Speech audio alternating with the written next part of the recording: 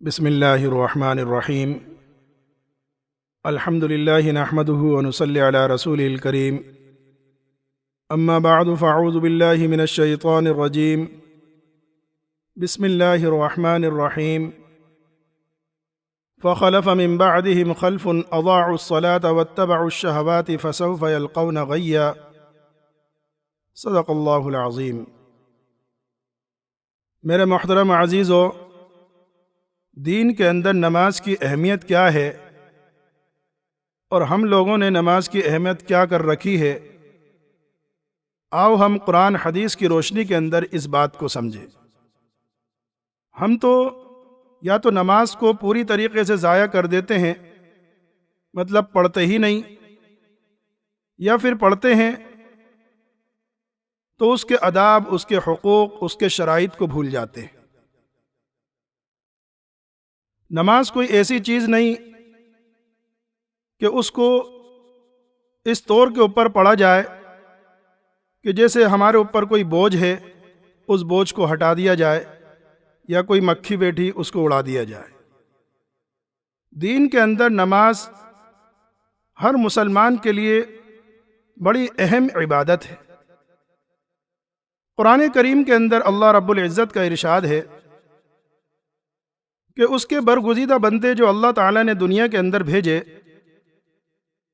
ان کے بعد جو ان کے نائب بنے، ان کے پیشوا بنے، ان میں بہت سے لوگ ایسے پیدا ہو گئے کہ اضاعوا الصلاۃ واتبعوا الشہوات، انہوں نے نماز کو ضائع کیا اور نفسانی خواہشات کے پیچھے پڑ گئے۔ مجاہد رحمۃ اللہ علیہ فرماتے ہیں کہ یہ واقعہ قرب قیامت کے ہوگا، یعنی جب قیامت قریب آ جائے گی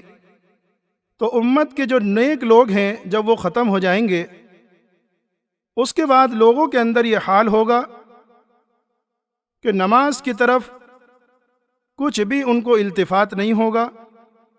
اور فسق و فجور عام ہو جائے گا۔ تو یہ امام مجاہد رحمۃ اللہ علیہ فرماتے ہیں، تو یہی حقیقت ہے کہ نماز کو اس کے حقوق، اس کے آداب اور شرائط کے مطابق نہ کرا جائے اور اس کے اندر کوتاہیاں کر دی جائیں تو یہ گناہ عظیم ہے۔ ایک ضائع کرنا وہ ہوتا ہے جو عقیدتاً ضائع کرے، مطلب نماز کا ہی انکار کر دے، اور ایک ضائع کرنا عملاً ہوتا ہے، یعنی پڑھ تو رہا ہے لیکن اس کے آداب، اس کے شرائط، اس سب سے غفلت کے اندر پڑا ہوا ہے۔ جمہور مفسرین نے، جس کے اندر حضرت عبداللہ ابن مسعود رضی اللہ تعالی عنہ، نخعی، قاسم، ابراہیم، مجاہد، عمر بن عبدالعزیز وغیرہ رحمۃ اللہ علیہ فرماتے ہیں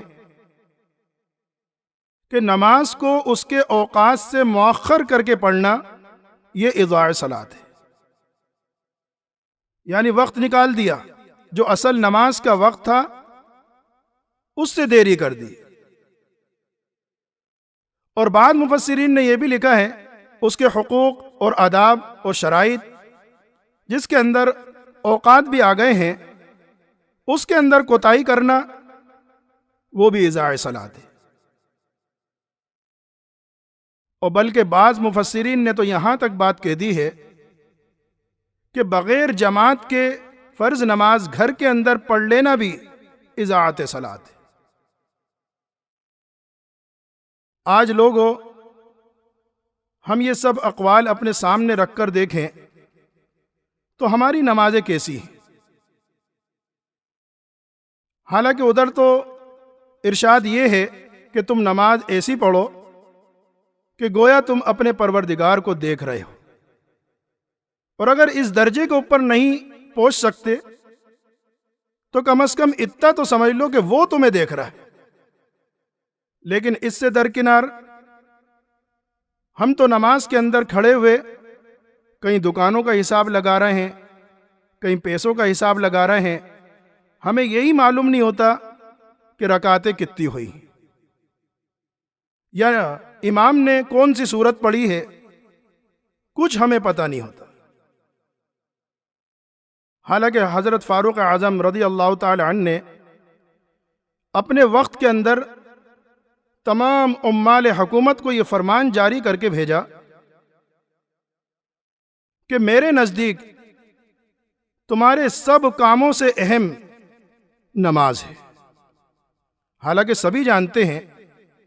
کہ حکومت کے اوپر فائز لوگ جو ہوتے ہیں، گورنر یا وزیر، ان کا کتنا کام ہوتا ہے، لیکن ان سب کو حضرت عمر رضی اللہ تعالیٰ عنہ فرما رہے ہیں کہ تمہارے سب کاموں سے زیادہ اہم میرے نزدیک نماز ہے، اور جو شخص بھی نماز کو ضائع کرے گا تو وہ دین کے دوسرے احکام کو بھی اور زیادہ ضائع کرے گا۔ حضرت حذیفہ رضی اللہ تعالی عنہ نے ایک شخص کو دیکھا، وہ نماز کے آداب اور تعدیل ارکان کے اندر کوتاہی کر رہا تھا۔ اس سے پوچھا کہ تم یہ نماز کب سے پڑھتے ہو، یعنی اس طریقے کی نماز تم کب سے پڑھ رہے ہو؟ اس شخص نے کہا کہ 40 سال سے۔ فرمایا کہ تم نے ایک بھی نماز نہیں پڑھی، اور اگر اسی طریقے سے پڑھتے رہو اور موت تمہاری آ جائے تو فطرت محمد صلی اللہ علیہ وسلم کے خلاف تم مرو گے۔ مطلب کیا ہوا؟ تعدیل ارکان کے ساتھ، تمام آداب اس کے شرائط کے ساتھ نماز پڑھی جائے، اور خشوع اور خضوع کے ساتھ اللہ کی طرف لو لگا کر کہ ہم اس کو دیکھ رہے ہیں، اور اگر یہ نہیں تو وہ ہمیں دیکھ رہا ہے، اس طور کے اوپر یہ نماز کی عبادت کرے۔ ابو مسعود انصاری فرماتے ہیں کہ نبی کریم صلی اللہ علیہ وسلم نے ارشاد فرمایا کہ اس شخص کی نماز ہی نہیں جس نماز کے اندر اقامت نہ ہو۔ مراد لکھیے معارف القرآن کے اندر، مطلب رکوع سجدے کے اندر یا رکوع سے اٹھنے کے بعد یا دو سجدوں کے درمیان سیدھا نہ بیٹھے، یعنی ٹھونک کے مارتا رہے کوے کی طرح، تو ایسے شخص کی کوئی نماز نہیں۔ تو نماز کے اندر اس بات کا ہم لحاظ رکھیں کہ وضو سے ہی جب اسٹارٹ کریں تو وضو کے اندر کوئی کوتاہی نہ ہو، نماز شروع کریں تو نماز کے اندر کوئی کوتاہی نہ ہو۔ حضرت حسن رحمت اللہ علیہ فرماتے ہیں کہ میرے نزدیک اضاعوا الصلاۃ واتبعوا الشہوات سے مراد یہ ہے کہ مسجدوں کو معطل کر دیا جائے، یعنی مسجدوں کو بھلا دیا جائے، چھٹی کر دی جائے، جائے نہیں مسجد کے اندر، اور شہوات صنعت و تجارت کے اندر لگ جانا، لذات اور خواہشات کے پیچھے پڑ جانا، یہ واتبعوا الشہوات کے اندر شامل ہے۔ تو ایسی نفسانی خواہشات کے پیچھے پڑنا کہ جس سے ہماری نمازیں ضائع ہوں، اور جو ضروری اطاعت ہے اس سے غفلت کے اندر پڑ جانا، یہ جائز نہیں، ایسی شہوتوں کے پیچھے پڑنا۔ تو اسی کو قرآن کریم نے یہ ارشاد فرمایا کہ ان کے برگزیدہ بندوں کے بعد کچھ نسلیں ایسی چلیں، ان کے نائبین، ان کے پیشوا کچھ ایسے بنے کہ جنہوں نے نماز کو ضائع کر دیا اور شہوات کے پیچھے پڑ گئے۔ بلکہ حضرت علی تو فرماتے ہیں کہ صرف دکھاوے کے لیے ایسے کام کرنا جس سے لوگوں کی نظریں اٹھیں کہ واہ واہ یہ آدمی نے کیا کام کر دیا، یعنی اس کے پیچھے اس کا اپنا مقصد کچھ نہ ہو، صرف دکھاوا ہو۔ تو حضرت علی فرماتے ہیں کہ ایسا یہ شہوات کے اندر داخل ہے۔ مثال کے طور مکان بنا رہا ہے، جیسے حضرت علی فرماتے ہیں مکان کی تعمیر دکھاوے کے لیے، کوئی سواری وہ دکھاوے کے لیے، یا کوئی لباس پہنے کہ اس کی امتیازی شان الگ نظر آئے، تو یہ شہوات کے اندر داخل ہے۔ ہاں اس کے پیچھے اپنا کوئی مقصد ہو تو جب تو صحیح ہے، لیکن دوسروں کو حقیر اور ذلیل سمجھنے کے لیے ایسی چیزیں تیار کرنا کہ سب میرے سامنے ذلیل اور حقیر ہیں اور میں ہی سب کچھ ہوں، تو یہ چیزیں شہوات کو فروغ دینے والی ہوتی۔ بہرحال جیسے حضرت حسن رحمت اللہ علیہ فرماتے ہیں کہ مسجدوں کو معطل کر دینا، چھوڑ دینا، صنعت و تجارت، لذات اور شہوات کے پیچھے پڑ جانا، یہ اضاعوا الصلاۃ واتبعوا الشہوات کا مطلب ہے۔ آخر میں قرآن کریم کے اندر ارشاد ہے کہ فسوف یلقون غیا، عن قریب ایسے لوگ قیامت کے دن خرابی دیکھیں گے، اور وہ خرابی ابدی ہو یا غیر ابدی ہو۔ یعنی ابدی تو اس طور پر ہو سکتی ہے کہ اس نے شریعت کی اہم عبادت کا سرے سے عقیدتاً ہی انکار کر دیا تھا، یعنی فرض ہی نہیں جانا تھا، تو ظاہر سی بات ہے کہ ایسا شخص تو جہنم کے اندر ہمیشہ ہمیشہ کے عذاب میں رہے گا۔ اور بعض یہ ہے کہ عملاً کوئی کوتاہی کی تھی تو اپنی سزا کاٹ کر کے اس کو نجات دی جا سکتی ہے۔ تو فسوف یلقون غیا، عن قریب یہ لوگ آخرت کے اندر خرابی دیکھیں گے۔ غیا، حضرت عبداللہ ابن مسعود رضی اللہ تعالیٰ عنہ فرماتے ہیں یہ جہنم کی ایسی غار کا نام ہے جس کے اندر تمام جہنم سے زیادہ سزائیں موجود ہیں، وہاں سزائیں جمع ہیں۔ حضرت عبداللہ ابن عباس رضی اللہ تعالیٰ عنہ فرماتے ہیں کہ غیا یہ جہنم کی وہ غار ہے کہ خود جہنم اس سے پناہ مانگتی ہے، اور یہ ایسے لوگوں کے لیے ہے جو زناکار ہیں، اس کے اوپر موثر ہیں اور اس کے عادی بنے ہوئے ہیں، ایسے لوگوں کے لیے ہیں جو شراب پینے والے ہیں، اس کے عادی ہیں، ایسے لوگوں کے لیے ہے جو سود خور ہیں، اس سے باز نہیں آتے، اور ان لوگوں کے لیے ہے جو ماں باپ کے نافرمان ہیں، اور ان لوگوں کے لیے ہیں جو جھوٹی گواہیاں دیتے ہیں، اور ایسی عورت کے لیے ہے جو دوسرے کا بچہ اپنے شوہر کے ذمے لگا دے۔ بہرحال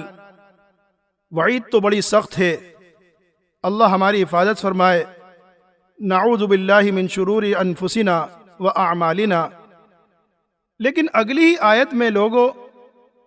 اللہ تعالیٰ نے یہ ارشاد بھی فرما دیا کہ الا من تاب و آمن وعمل صالحا، ہاں مگر وہ لوگ جو توبہ کر لیں۔ اب توبہ انکار جو کر رہے تھے ایمان میں داخل ہو جائیں، یا معصیت گناہ کر رہے تھے تو نیک کام کی طرف آ جائیں، تو پھر ایسے لوگوں کو بغیر سزا کے اللہ تعالیٰ جنت کے اندر داخل کر دیں، کیونکہ اس نے مرنے سے پہلے توبہ کر لی اور اپنی اصلاح کر لی اور نیک کام کی طرف لگ گیا۔ تو ایسے لوگوں کے اوپر اللہ کوئی ظلم نہیں کرے گا، یعنی ان کے بدلہ دینے کے اندر، ان کے نیک کاموں کے اندر کوئی کمی نہیں ہوگی، ان کے ثواب کے اندر جو انہوں نے نیک کام کیا اس کا پورا بدلہ اللہ تعالیٰ عطا فرما دیں گے، اور ایسی جنت کے اندر ہمیشہ ہمیشہ کی جنت کے اندر داخل کریں گے کہ جس کا وعدہ رحمان نے اپنے بندوں سے غائبانہ کر رکھا ہے، اور وہ اس کے وعدے کو ضرور پائیں گے۔ اور وہ جنت ایسی ہے کہ اس کے اندر دنیا کی طرف فضول باتیں سننے میں نہیں آئیں گی، جیسے یہاں دنیا کے اندر بکواس، گالی گلوچ، جھگڑے، ٹینشن، یہ چیزیں آتی ہیں، تو لا يسمعون فیہا لغوا، وہاں ایسی کوئی فضول باتیں سننے میں نہیں آئیں گی، صرف سلام ہی سلام، فرشتوں کی ملاقات، صبح و شام اللہ کی طرف سے روزی، اور جب وہ چاہیں گے۔ تو یہ وہ جنت ہے، اللہ ارشاد فرما رہے ہیں کہ میں اپنے بندوں میں سے ان کو اس کا وارث بناؤں گا جو مجھ سے ڈرنے والے ہیں، یعنی متقی اور پرہیزگار جو بندے ہوں گے، اللہ تعالیٰ اس کو اس جنت کا وارث بنائے گا۔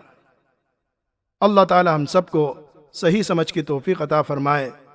اور نماز کی اہمیت ہمارے دلوں کے اندر ڈال دے، اور اس کو پڑھنے کی توفیق عطا فرمائے۔ وآخر دعوانا ان الحمد للہ رب العالمین۔ آپ نے ہمارے اس چینل کو ابھی تک سبسکرائب نہیں کیا تو ویڈیو کے نیچے سبسکرائب کا ریڈ بٹن کلک کر کے ہمارے چینل کو سبسکرائب کریں، اور ہاں، ساتھ ہی بیل آئیکن کو ضرور دبائیں تاکہ ہماری آنے والی ویڈیوز آپ تک پہنچتی رہیں۔ شکریہ۔